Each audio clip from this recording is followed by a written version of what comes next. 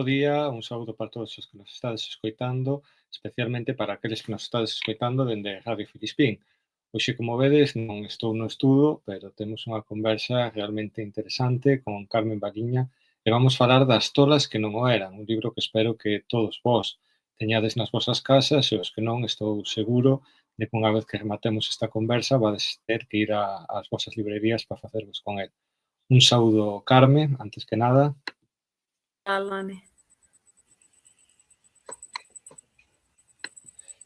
Preguntaríache xa directamente como naceu esta investigación e como naceu As tolas que non o eran e que che levou a esta investigación que realmente foi moi polo miúdo, unha investigación que dá un resultado que espero que podamos desengranar un pouquiño nesta conversa.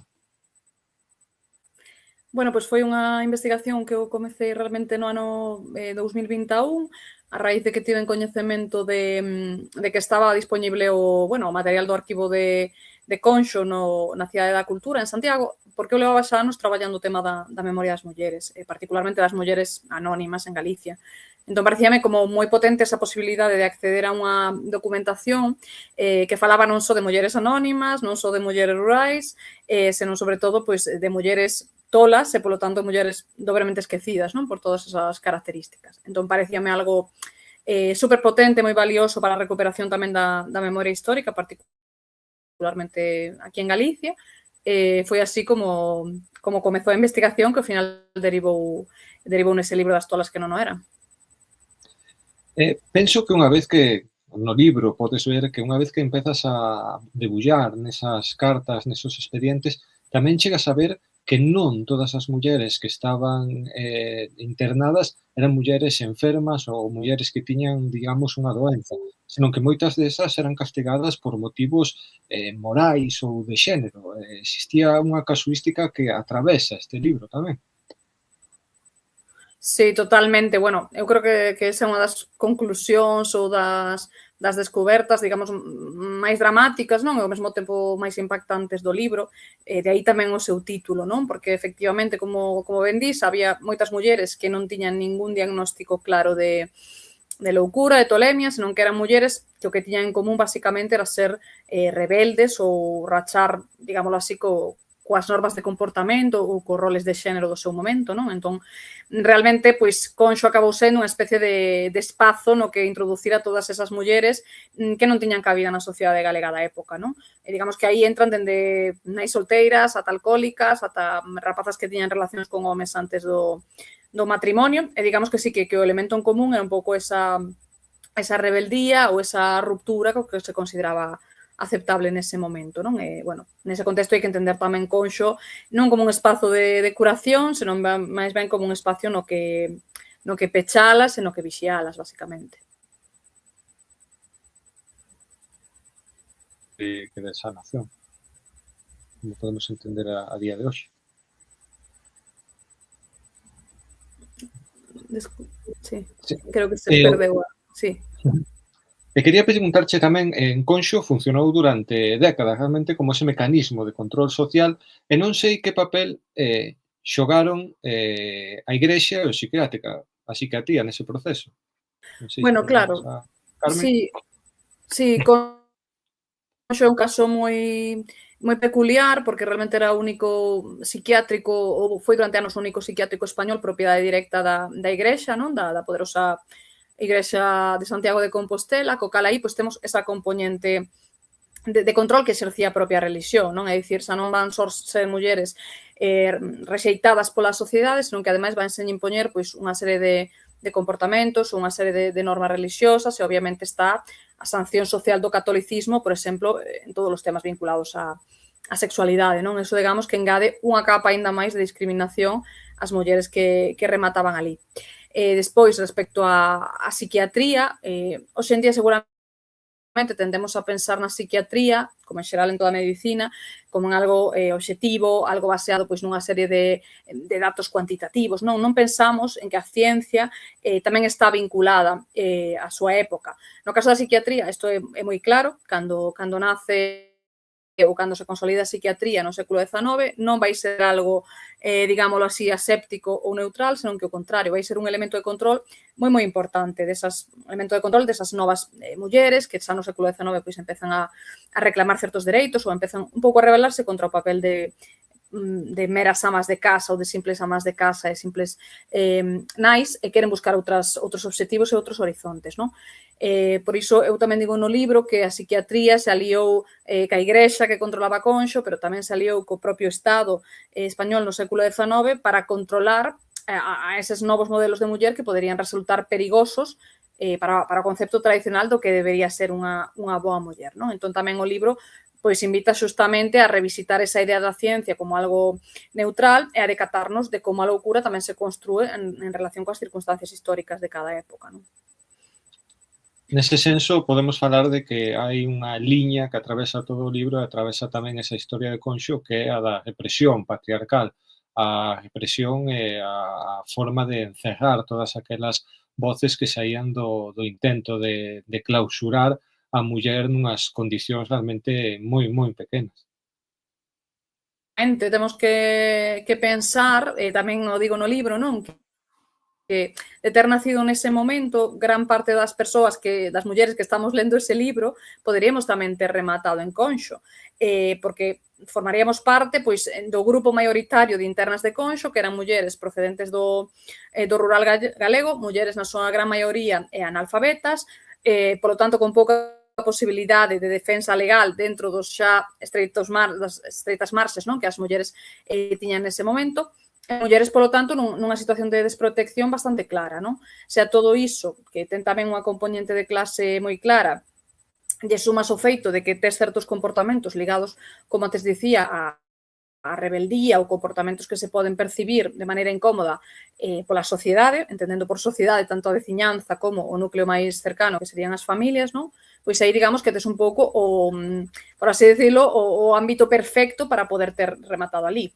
Entón, non temos que pensar que realmente existían unhas razóns objetivas ou non temos que pensar que esas mulleres tiñan a posibilidade de escoller. Realmente, pois, eran levadas ali, como nos famosa documentación, pois polos pais, polos irmáns, bueno, polos membros masculinos da súa familia, e digamos que non teñan defensa posible no momento en que tiñan que entrar, non? Entón, bueno, pois era unha situación bastante dramática que nos costa moito entender cos ollos de hoxe, pero por eso volvo a dicir que temos que situarnos nese momento e entender non só as circunstancias da psiquiatría da época, senón a sociedade galega dese momento no seu sentido máis amplo, non? Dende o ano 1875 que se crea Conxo ata o ano 36 que eu analizo particularmente no libro. Nese senso, non sei se consideras que son moitas as familias que puideron ter casos de mulleres, de ancestros, que estiveran en Conxo por estes motivos que estamos a explicar, que a día de hoxe descoñecen totalmente esa historia. Non sei se existe certo tabú á hora de falar destes temas. Claro, eu estou falando dun contexto que remata no ano 36, co cal a verdade é que é como moi difícil que a día de hoxe, bueno, quizáis se teña en conta a memoria desas mulleres, no sentido de que son mulleres que xa faleceron e na maior parte dos casos faleceron hai xa bastante tempo, non? Sí que tive unha oportunidade elaborando o libro pois de recuperar a través dunha persoa que me contactou a memoria dunha destas mulleres, Carmen C. Punto, unha muller de C, da que si podemos reconstruir en parte a súa memoria, pero porque ali houve un familiar directo que de maneira activa pois buscou ese rastrexar que pasara con Carmen, non? Pero o certo é que temos que pensar que eran mulleres que na súa inmensa maioría foran pechadas polas familias, esas familias, dende logo, non tiñan ningún interese en que se soubera nada delas, nin sequera en que saíran de ali, porque hai moitísimas que morreron dentro dos muros de Conxo, non? Entón, digamos que era o espazo perfecto para pechalas e para non saber nada máis delas, non? Por iso, pois, moitas das súplicas que elas facían, das peticións de que, por favor, as sacaran ali, xa máis recibiron resposta ou nin sequera recibían ningún tipo de visita, non? Porque eran mulleres incómodas. Si me atopei nas presentacións do libro, con mulleres xa máis novas, que coñecían, que sabían, que tiñan familiares ingresadas en Conxo, poderíamos dicir xa na época do franquismo, nos anos 50-60, e que se manifestaban como un interés moi grande por saber que fora delas, porque efectivamente, como ben dicías, hai un tabú, hai un silencio tamén familiar en moitos casos, non? Ás veces, pois, escríbeme ou fálame xente que me di que quere saber algo dunha familiar da que, por exemplo, pois, viu a foto colocada no salón da súa casa, pero non sabe nada máis non coñece nada máis dela que esa foto, non? Porque ao final é unha historia familiar que se tentou esquecer e que se tentou sepultar. Entón, eu creo que conforme se avance na investigación, que é unha das cousas tamén que a mí me gustaría facer, creo que sí se podería establecer ese vínculo mellor entre as netas ou as bisnetas de mulleres que estiveron ali nun período posterior, non? Pero para este período que eu analizo, dende o nacemento de Conxo ao ano 36, o certo é que é bastante difícil atopar os vínculos no sentido de que xustamente o que se tentou foi esquecer eses vínculos, non? En esta exposición que fas desta documentación, deste traballo de arquivo, tamén aparecen, xunto a eses informes, podemos decir, máis clínicos ou máis científicos, entre aspas, cartas, obxectos persoais, parte desa vida máis íntima das persoas, das mulleres que estiveron ali internas. Non sei que importancia lle das a introducir esas voces íntimas, esas voces persoais, fronte a unha mirada exclusivamente médica, dende que se quere moitas veces facer como única visión de espazos como Conxo. Bueno, explícatelo moi ben e, de feito, toda esa documentación a marxe da documentación médica é pois, un dos eixos claves do libro, non? O libro non tería sido concebido dese xeito se eu non me atopara no arquivo con ese tipo de documentación que é verdadeiramente única que non se atopa noutros manicomios de España, non? Porque a marxe das historias clínicas, que quizáis é o documento pois máis típico, non? O que pensaríamos atopar e que de feito aparece en todos os casos, hai moita outra documentación no arquivo de Conxo que nos permite acceder ás subxetividades e os pensamentos desas mulleres, como poden ser as historias familiares, que cubrían, pois nese caso, normalmente os homes da familia, pero que nos dan conta de, pois, por exemplo, os horarios desas mulleres, os traballos que desempeñaban, como era a súa vida antes do manicomio.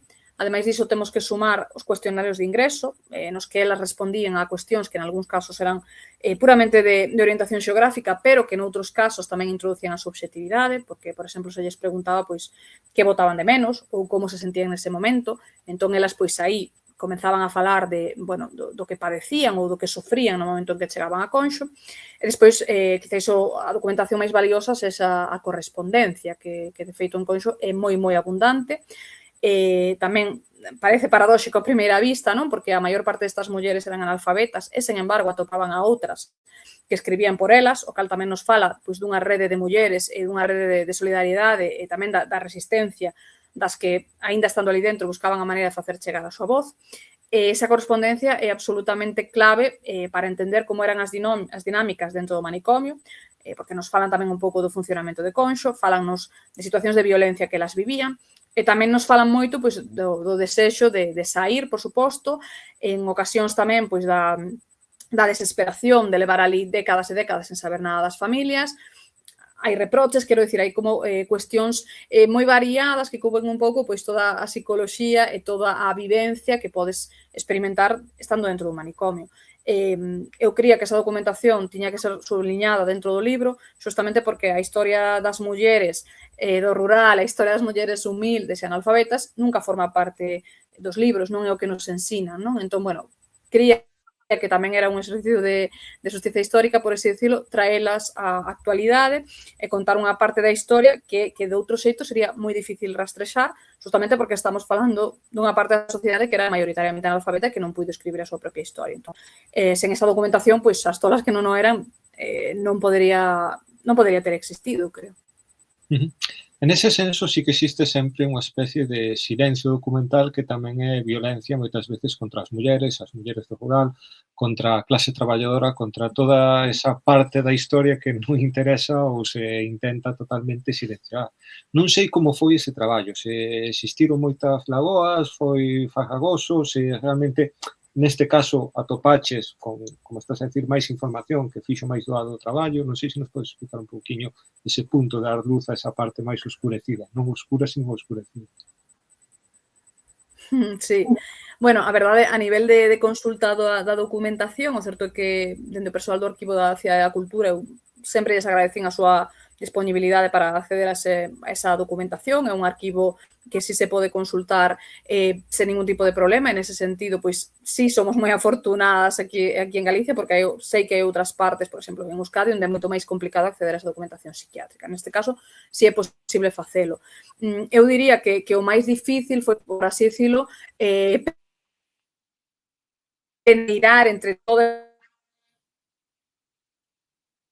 documentación que é moi ampla, que literalmente tiñan máis relevancia, non? Porque ao final é certo que hai moitísima documentación, pero moita dela é unha documentación, como antes ti dicías, de carácter puramente médico, que non insta tanto cando que queremos é reconstruir a memoria, non?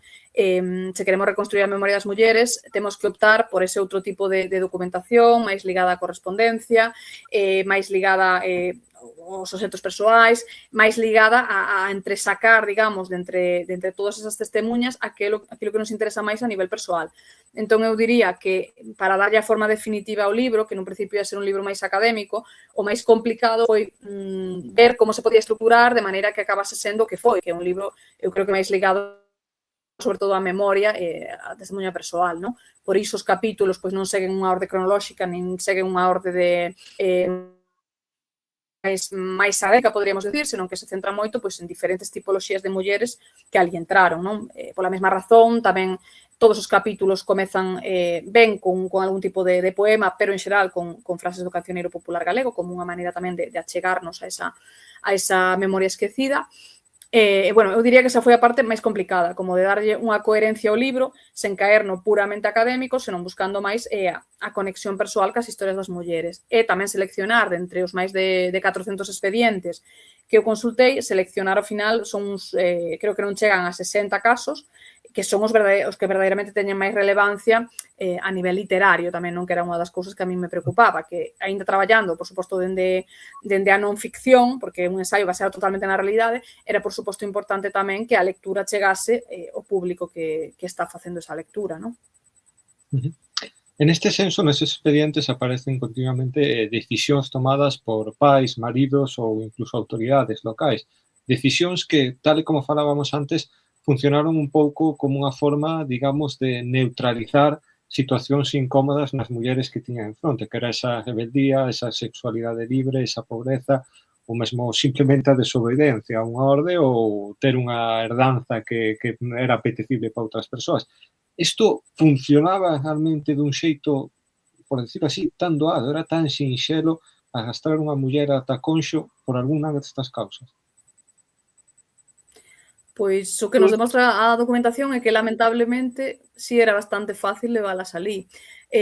Por exemplo, hai expedientes nos que se conta un en concreto que lembro, que había unha muller que ela cría que a levaban pois para coller o barco cara a Bos Aires, porque quería emigrar, atopas en Conxo e ali a meten. Hai tamén varios casos nos que se conta pois que as mulleres chegan no auto dun veciño, ou chegan na vía férrea que nese momento pasaba sobre todo o manicomio de ali. É dicir, non temos que pensar isto como actual, no que como mulleres para decidir queremos ser internadas ou non, senón que temos que pensar nun momento no que as nosas posibilidades legais eran mínimas e se a iso lle sumamos o que antes comentaba da componente de clase, da componente de analfabetismo, pois aínda se complica. Non é só que elas entrasen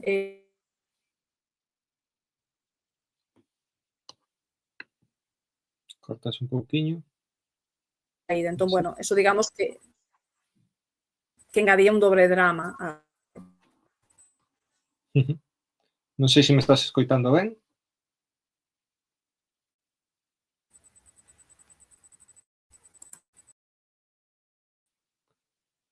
Temos aí algún problemiña, quizás este tempo que temos estes días está facendo un pouquiño dificultosa a conexión, pero penso que xa está Carmen de volta, que me escoita ben. Aquí estou, sí.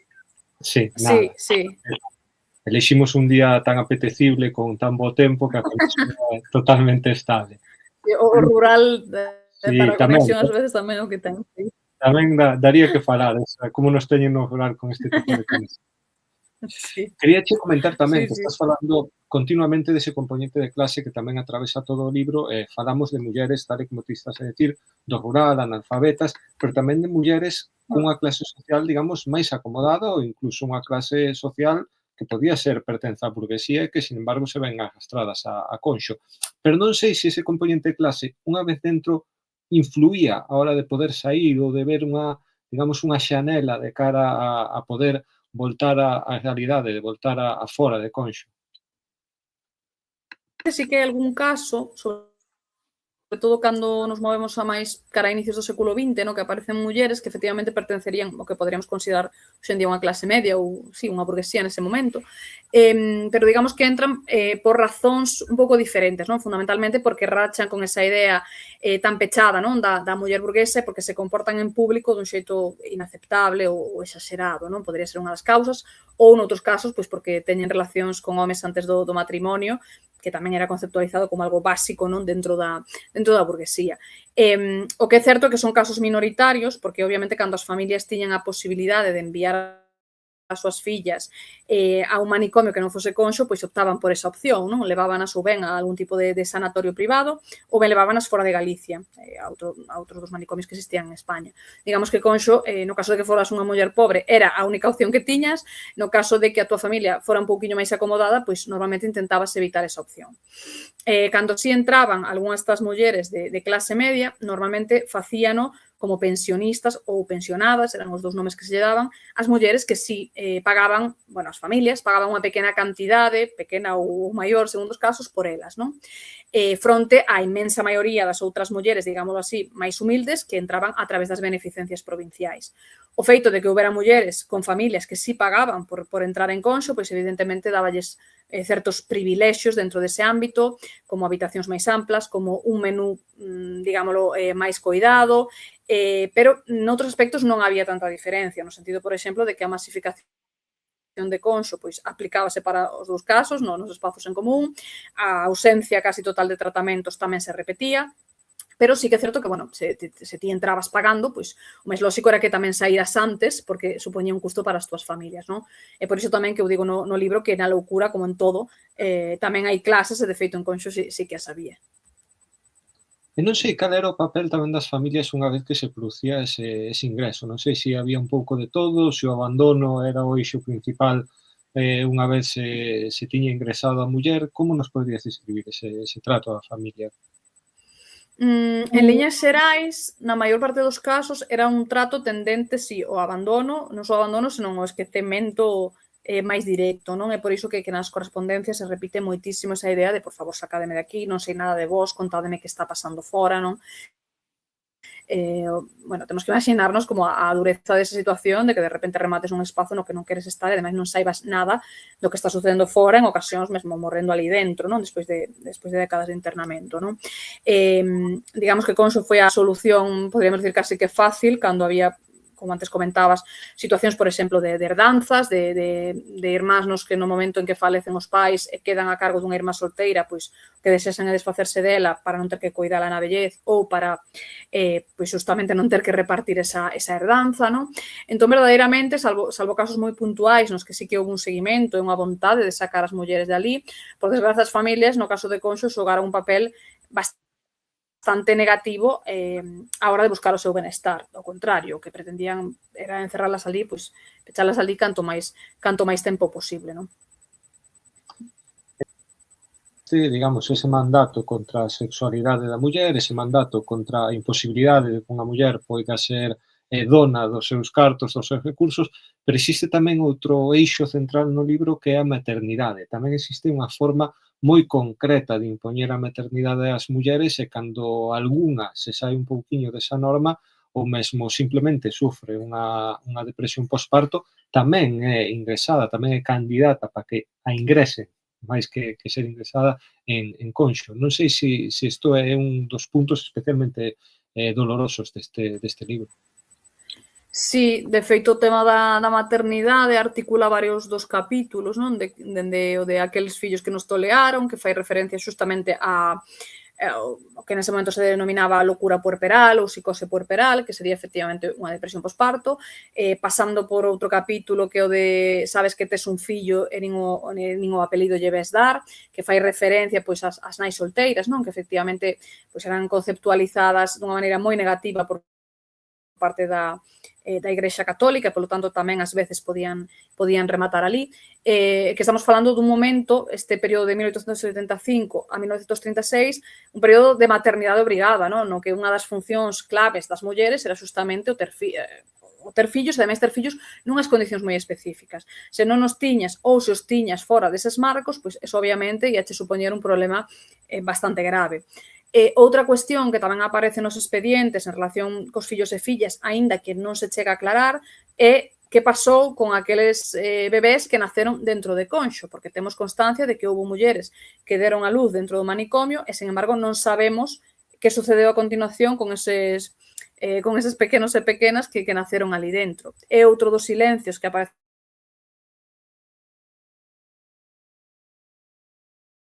Bueno, aquí poderían entrar moitas teorías, non? Dende que o mellor pois pasaron un tempo cas nais ali dentro, ata que foron entregados ás propias familias que quedaban fora, ata se nos poñemos pois a pensar no que sucedeu en períodos posteriores, ata que puderan ter sido entregados a certas familias que non eran a súa, non? Entón, bueno, esa é unha das lagunas que aparece, pero en todo caso, sí, o tema dos fillos continuamente está presente no libro, porque de feito está moi presente nos expedientes. Falabas antes, facías referencia a isto, desas mulleres que continuamente escriben cartas, continuamente defenden que elas non son tolas e que non se renden inda co paso dos anos. Isto foi unha loita constante que a min, bueno, chocábame, realmente facía esa idea do que podía pasar, pero tiña que existir moi pouca humanidade para que ninguén reparase niso, para que ninguén atendese eses chamamentos. Falo das familias, falo dos profesionais, aquí vou poñer tamén outra vez aspas, que estaban atendendo a estas mulleres. Sorprende, doe realmente ver esa indiferencia ante mulleres que estaban demostrando que non se rendían en momento algún. Sí, o sea, dende logo, eu creo que ese é un dos aspectos tamén máis dramáticos, non? Que amosa a documentación e que eu tentei así reflectir no libro. É certo que cando nos preguntamos por que hai tanta documentación, por que hai tanta correspondencia, esas cartas terían que ter sido enviadas, non? Tamén temos que entender que existía unha especie de política, non era algo escrito, pero sí se levaba a cabo na maior parte dos manicomios na España do momento, que era que no momento en que unha carta pois era perigosa para o propio manicomio porque o criticaba, porque denunciaba certos aspectos, ou no momento en que unha muller quizás era moi reivindicativa ou escribía moito, esas cartas en moitos casos non se enviaban. Por iso, a nivel de investigación ou a nivel de ler hoxe en día esas testemunhas, pois sí que son moi enriquecedoras, por suposto, porque podemos saber como elas pensaban, pero temos que situarnos efectivamente, como ben dís, nese momento, en pensar no dramatismo de estar pechada, de non recibir unha resposta e non saber realmente por qué. Evidentemente, habería casos nos que as familias pois non querían contestar, pero posiblemente noutros sí poderían ter recibido esa resposta e non a recibiron porque en ningún momento a carta chegou a ningún domicilio, non? Todo o tema da correspondencia non enviada, ao final do que nos fala unha vez máis é desa situación extrema de vulnerabilidade na que elas vivían e tamén nos fala pois, do feito de entender que os seus corpos e as súas vivencias pois a ninguén importaban, non? Tamén a min preguntan moitas veces por que esa documentación se conservou, se realmente se falaba tan mal de Conxo. Bueno, non hai unha resposta clara, pero penso que justamente unha das explicacións pode ser porque pensarían as persoas que fixeron esa documentación que ninguén nunca se ia preocupar por cal sería a sorte delas e que ninguén nunca consultaría no sentido de que eran, podríamos decir que o último eslabón da sociedade, por ser mulleres, por ser pobres, por ser analfabetas e ademais por ser tolas. Entón, bueno, aquí temos que contrapoñer como entre moitas comillas que podemos ter de nós poder consultar hoxe en día esa documentación e lela versus o drama que para elas tivo que ser o feito de que esas cartas nunca se enviaran. E por outra banda, existe tamén esas mulleres que, obviamente, cun castigo tan continuado, pensando no abandono ao que eran sometidas, moitas veces chegaron mesmo a interiorizar realmente diagnósticos que non tiñan base algunha. Digamos que, lonxe de curar, moitas veces Conxo chegou a enfermar a moitas mulleres, chegou a derribar esa saúde mental que elas tiñan. Claro, sí, o sea, unha das finalidades do libro tamén é reflexionar por unha banda sobre a súa vulnerabilidade no momento en que entran, pero por outra banda tamén na súa fortaleza justamente para aguantar eses encerros tan prolongados en ocasións de décadas e en ocasións falecendo ali. Eu penso que hai que ser moi moi forte para seguir reclamando a túa cordura, para seguir escribindo, para seguir pedindo que che vayan visitar, cando levas, en algúns casos documentados, 40, 50 e ata 60 anos metida ali dentro, non? De feito, Tamén eu diría que un dos momentos máis dramáticos no momento de consultar a documentación é comprobar os expedientes dos anos 80 e 90, ver que comezan a entrar en conxo traballadoras sociais, psicólogas, que revisan os casos e que en certas ocasións dan a razón a esas mulleres que reclamaban a súa cordura, comentan explícitamente que son mulleres que non teñen ningún tipo de trastorno mental, que quizáis teñen enfermidades xa derivadas da súa idade, a nivel cognitivo ou a nivel físico, pero non son, digámoslo así, doenzas derivadas de ningún tipo de trastorno mental. Entón, digamos que en ocasións esa documentación o que nos amosa 50 ou 60 anos máis tarde é que elas sempre tiveron razón, que elas sempre estiveron gordas e que o motivo detrás do seu encerro non é un motivo psiquiátrico, podríamos decir, ou médico, senón que é un motivo puramente social. Eu diría que iso probablemente é do máis dramático que podes atopar na documentación de Conxo, sen dúbida. De feito, existe aquí toda unha construción desa loucura feminina que non sei moi ben se pode achacar directamente a eses estereotipos de xénero. Non sei se realmente temos que poñernos, obviamente, no contexto da época, pero se existía moito máis para sustentar que esos estereotipos.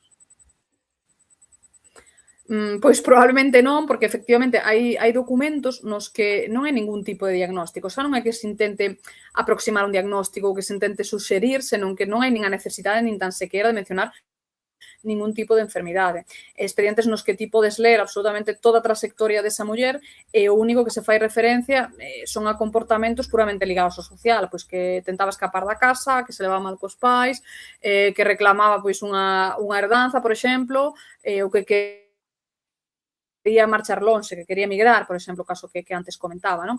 Entón, obviamente, ali, o que estamos vendo neses casos é, como dicía ao principio, unha construcción social da loucura que parte dun contexto moi específico, non? Se nos movemos no tempo, de feito, nese período de 50 anos que eu analicei, vemos tamén como vai habendo certos cambios, imos vendo como, por exemplo, enfermidades como a histeria, que aparecen no século XIX, desaparecen despois, imos vendo como o perfil de mulleres con máis estudos tamén comeza a entrar nos anos 20 e 30 e imos vendo en definitiva como cada época, digamos, tiña o seu modelo feminino ideal e como tiña tamén o seu modelo psiquiátrico para controlar esa loucura. Entón, evidentemente, os estereotipos de xénero están moi presentes e se non nos temos na cabeza cando lemos os expedientes, sería moi difícil entender por que rematan ali moitas das mulleres, porque non hai moita máis explicación que o contexto no que están desenvolvendo a súa vida, non?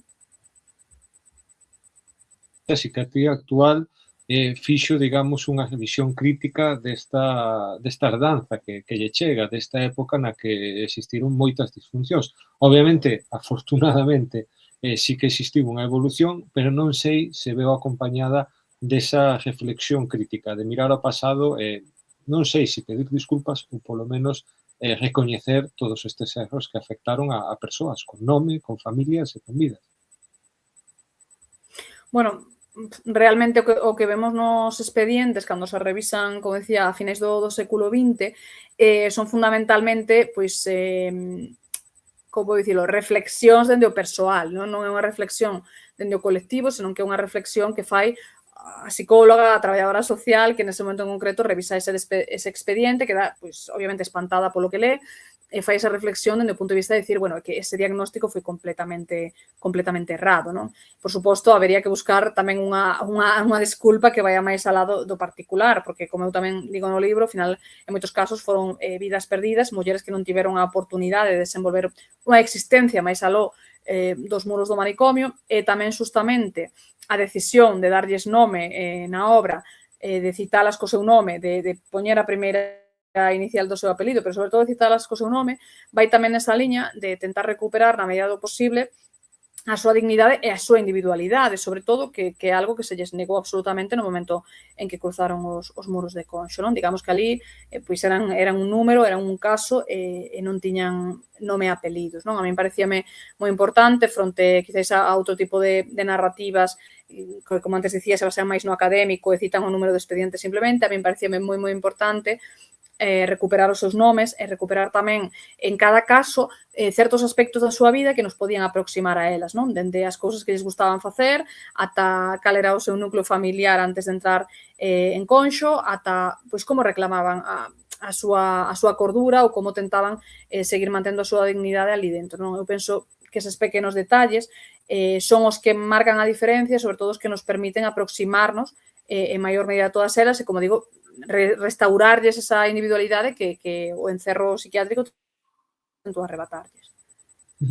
Porque non sei se existía tamén un papel, digamos, da vergoña, tanto social, familiar, mesmo relixiosa, que sabemos que era un componente naquela época moi importante na sociedade galega. Nestes ingresos forzosos, pero tamén posteriormente nese esquecemento das internas e mesmo tamén se chegaban a sair de Conxo, non sei se seguía existindo esa vergoña, ese sinalar a persoa que consideraban como toda, realmente. Claro, o sea, a vergoña era fundamental como unha das causas do encerro, non? Porque ao final era a maneira de extirpar dese núcleo social ou dese núcleo familiar a unha muller que non se comportaba segundo como se consideraba que tería que facelo, eso dende logo. Había tamén unha vergoña unha vez que estaban ali dentro, porque, bueno, obviamente eran sinaladas, eran castigadas tamén polo persoal de Conxo, que era persoal relixioso, cando non se comportaban de acordo coas normas que así se exixían que tiñan que seguir. Non sabemos o que pasaba con elas cando saían fora, porque esa tamén é unha dos grandes silencios, non, da documentación. Bueno, como eran mulleres que non importaban a ninguén, tampouco houbo unha vontade de saber como evolucionaban os seus casos. Si sabemos por algúns expedientes que houbo mulleres que saíron e que no momento en que volveron a comportarse, digamos, en disonancia con como se supón que se tiñan que comportar, volven a reingresar ali, co cal sabemos que, bueno, efectivamente, esa observación social, ese control social seguía existindo, pero que pasaba con elas, pois non sei, por exemplo, cunha nai solteira que daba luz ali dentro que despois volvía a súa aldea ao seu pobo, pois probablemente, claro, non se insertaba ali en condicións de igualdade co resto da cidadanía, probablemente pois sempre ia ser marcada como a unha tola, non? Iso é algo que temos que supoñer, non o podemos saber, pero que eu creo, tendo en conta pois, o estigma xa que tiñan cando entraban, que probablemente era un estigma que se trasladaba despois cando saían. E tampouco era tan sinxelo como podemos pensar hoxe en día de, bueno, pois non pasa nada porque eu chego aquí e móvome e voume a outro sitio, non? Temos que pensar que eran mulleres, ao final, moi apegadas aos seus núcleos de orixe, e ademais era moi difícil para unha muller nese momento que tiña estado en Conxo e demais, pois reinsertarse a nivel social noutro lugar, non? Entón, digamos que as súas vidas probablemente discorrían no mesmo lugar no que tiñan discorrido antes de entrar en Conxo, pero con ese estigma da tolemia, pois xa impreso nelas. En este senso, non sei se tu eche tamén a oportunidade de contemplar un pouquiño como era o trato, digamos, de Conxo ou da psiquiatría en xeral co home. Non sei se existían moitas diferenzas entre o trato coa muller e o trato co home. Pois claro, Conxo era un manicomio no que tamén había homes, non? Estaban en pabillóns separados, por suposto, había nalgúns momentos nos que podían chegar a coincidir, como podía ser, por exemplo, no traballo na horta que tiña o propio manicomio. Eu non analicei en profundidade o caso dos homes, porque a min interesaba esa aproximación dende o punto de vista do xénero. Si sei que había máis homes ca mulleres, e si sei tamén por certos documentos que puiden consultar, ainda que non fose tan en profundidade, que, dende logo, os homes entraban por razóns diferentes ás delas, non?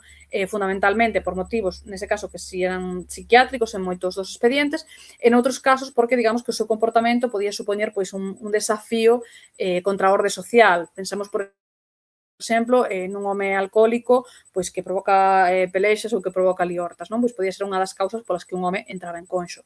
Pero non imos ver ese por suposto, o componente ligado a unha maternidade ou unha paternidade solitario non vai existir no caso dos homes.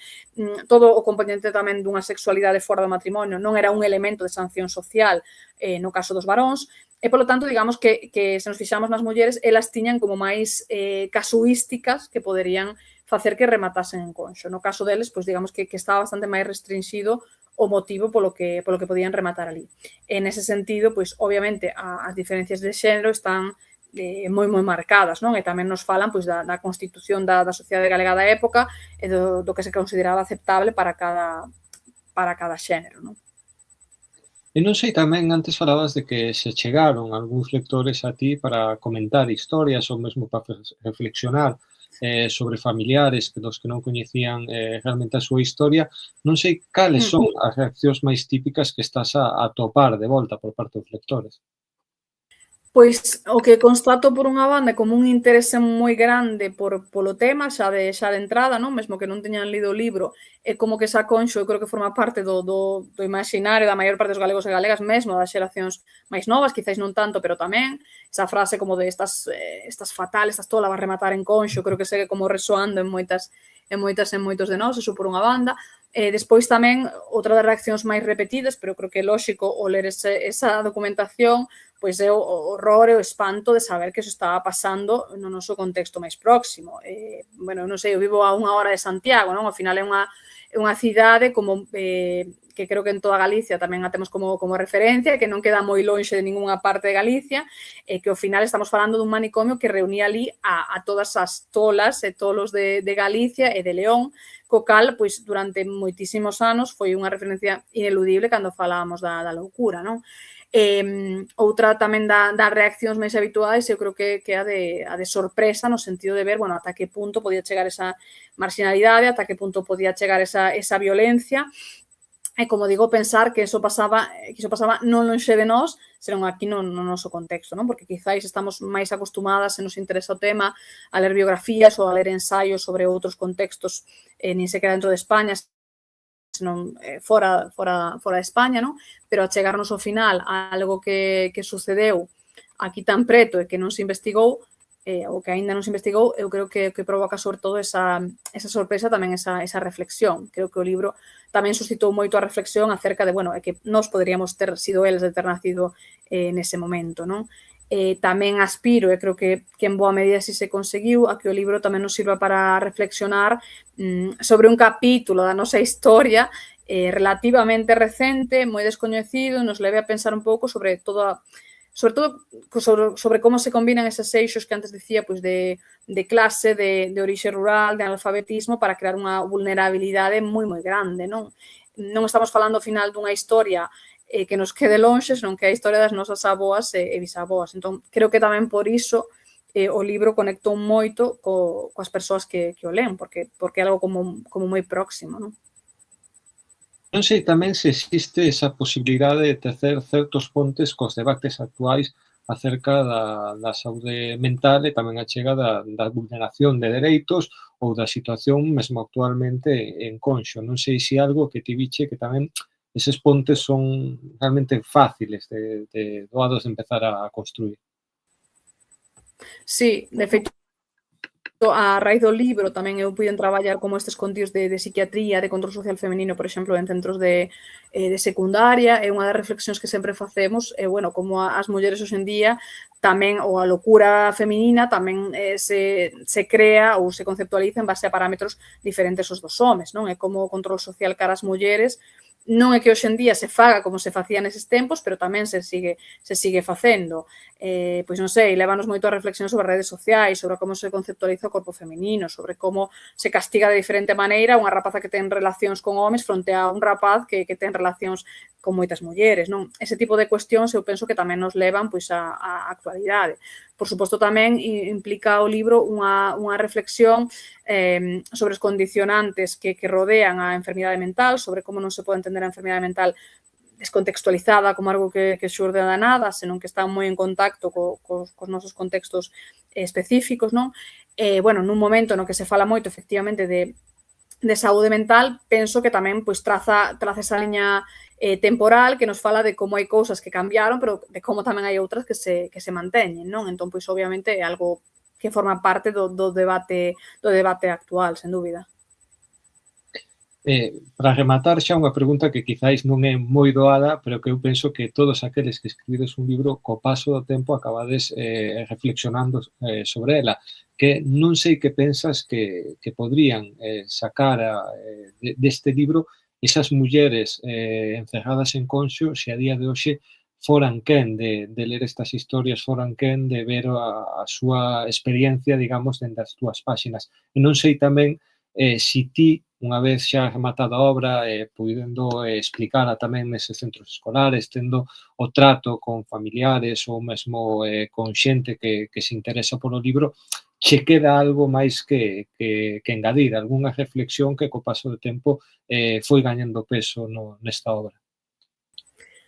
Pois son dos preguntas bonitas e ao mesmo tempo difíciles, non? Bueno, por empezar pola última, realmente, sí, a hora de falar cas familiares, a hora bueno, as familiares en períodos posteriores, pero familiares de mulleres que tamén estiveron en Conxo, a hora de levar aos centros escolares, pois obviamente a reflexión faise moito máis fonda nese sentido do fío que se vai tecendo, non? Entre as diferentes xeracións e de como moitas veces as feridas que quedaron na familia, as cousas que non se saben, seguen de algún xeito na cabeza neste caso, xa das netas ou das bisnetas, non? De como casos que o mellor sucederon fai 100, 80 anos, que parecera que o mellor pois, xa non tiñan relevancia para elas, atópome pois, con mulleres máis ou menos novas que se están plantexando que pasa con eses silencios, que pasa con eses tabúes, con esas mulleres, como antes dicía, das que hai fotos na casa, pero das que nunca ninguén lles falou, non?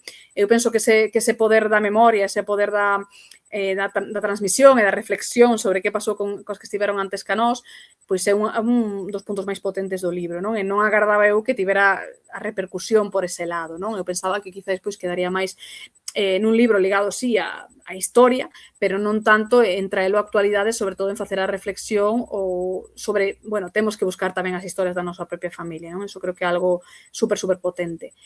Sobre a primeira pregunta de que pensarían as mulleres que son verdadeiramente as protagonistas deste libro, esas todas que non o eran, se hoxe en día puderan ver salir reflexadas, pois é algo que eu pensei cando escribía este libro e cando vexo que alguén o leu, que alguén comparte algún fragmento, pois penso que se terían sentido felices, non? E que se terían tamén sentido orgullosas de saber que toda esa loita, que toda esa necesidade de contar, que esa necesidade de seguir mantendo a cordura, de seguir mantendo a resistencia, de dicir que non estaban tolas, o saber que hoxe en día, pois, 100, 80 anos máis tarde, as estamos lendo, eu penso que se o poderan saber lles daría moitísima forza, non?